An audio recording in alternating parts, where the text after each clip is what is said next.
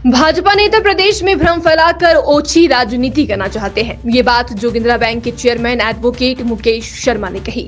उन्होंने कहा कि भाजपा प्रदेश में झूठ फैलाकर अस्थिरता का माहौल पैदा करना चाहती है। वो कई बार इस बारे में प्रयास भी कर चुकी है।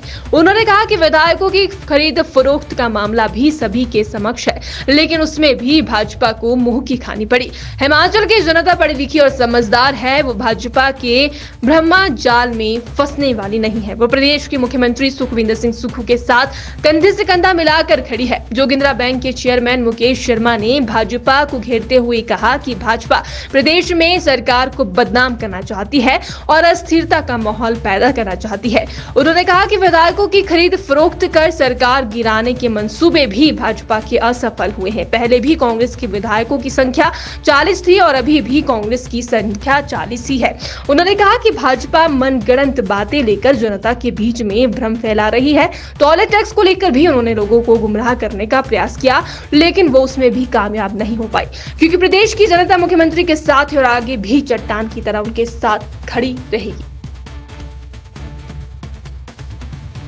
जनता पार्टी का तो काम है दिन रात किस तरह से प्रदेश में जो सुख की सरकार कायम हुई है उसे बदनाम किया जाए, उसे जो है किसी तरह से बाहर किया जाए। आपने देखा ये कि विधानसभा चुनाव में भी किस तरह से उन्होंने खरीद फरोख्त की राजनीति की थी और प्रदेश सरकार को जो है अस्थिर करने की कोशिश की थी। फिर भी प्रदेश की जनता ने जो है माननीय मुख्यमंत्री ठाकुर सुखविंदर सिंह सुक्खू जी की नीतियों पे जो है अपनी मोहर लगाई थी। हम लोग पहले भी 40 थे, दोबारा जो है हमारे जो उपचुनाव हुए उसमें हम 40 हुए।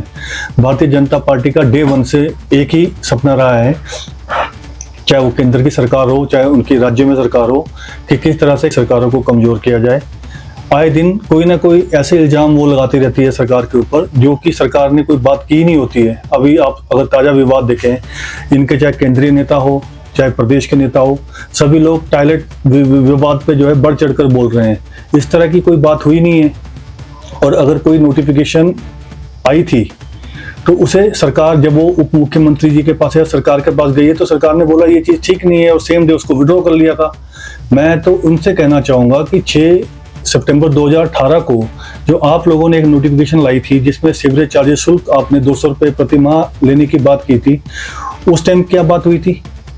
उस टाइम तो आपने कुछ नहीं कहा। अब अगर सरकार जो है इस तरह की कोई बात नहीं कर रही है, फिर भी आप जो है उसे बढ़ा चढ़ाकर लोगों को गुमराह करने के लिए इस तरह की बात कर रहे हैं, वो सरासर गलत है। मैं बताना चाहूँगा कि प्रदेश में हमारी सरकार दिसंबर 2022 में बनी थी और माननीय मुख्यमंत्री जी को अभी जो इस प्रदेश की सेवा करने का सही मायने में जो अवसर मिला है वो 1 साल से कुछ ज़्यादा वक्त का मिला है।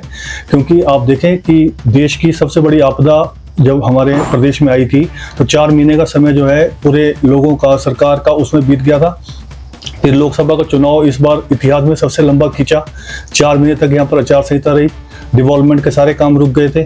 पर फिर भी जो 12-13 महीने का हमारा शासन रहा है उसमें जो प्रदेश सरकार जो है माननीय मुख्यमंत्री जी के नेतृत्व में जो हमारे प्रदेश के वंचित लोगों की भलाई के लिए काम कर रही है, उसे जो है भारतीय जनता पार्टी के नेता भी सराह रहे हैं। चाहे वो इनके पूर्व मुख्यमंत्री शांता कुमार जी हो या नीति आयोग हो चाहे वर्ल्ड बैंक हो, सभी लोग जो है माननीय मुख्यमंत्री की तारीफ कर रहे हैं, उनके कार्य क्षमता की, उनकी कार्यकुशलता की तारीफ कर रहे हैं। और जिस प्रकार से इस प्रदेश पे भारी भरकम कर्ज जो है भारतीय जनता पार्टी छोड़ के गई थी, 75,000 करोड़ की जो है देनदारी और 11,000 करोड़ की करंट लायबिलिटीज इस प्रदेश पे छोड़ के गई थी, उसके बावजूद जो प्रदेश के माननीय मुख्यमंत्री है हमारी इनकम को बढ़ाने के लिए जिस तरह से नए नए काम कर रहे हैं उसे जो है सभी लोग वेलकम कर रहे हैं। और जो माननीय मुख्यमंत्री का सपना है कि 2027 तक हम इस प्रदेश को आत्मनिर्भर बनाएंगे और 2032 तक इस देश का सबसे बड़ा और सबसे सफल जो है राज्य बनाएंगे, सबसे ऊपर राज्य बनाएंगे, वो सपना साकार होगा। और आप देखिए जो हमारी गारंटीज थी, 10 गारंटीज थी कांग्रेस की, उसमें से 5 गारंटीज जो है माननीय मुख्यमंत्री ने पूरी कर दी है। और कुछ एक गारंटीज ऐसी होती है जो सरकार अपनी लिखती नहीं है पर वो मौके पे और जरूरत के हिसाब से एप्लीकेबल की जाती है। जिस तरह से सुख आश्रय योजना, पूरे देश में कहीं पर भी ये कानून नहीं है, हमारे तो यहाँ पर ये कानून पारित हुआ है। और जो बच्चे जिनके कोई भी नहीं है, माँ बाप नहीं है, उनकी सरकार है, उनके माननीय मुख्यमंत्री ठाकुर सुखविंदर सिंह सुक्खू जी है जो उनका 27 साल तक के लिए पूरी तरह से भरण पोषण करेंगे। तो इस तरह की जो लोगों से जुड़ी हुई योजनाएं हैं, जो हमारी विधवाएं बहन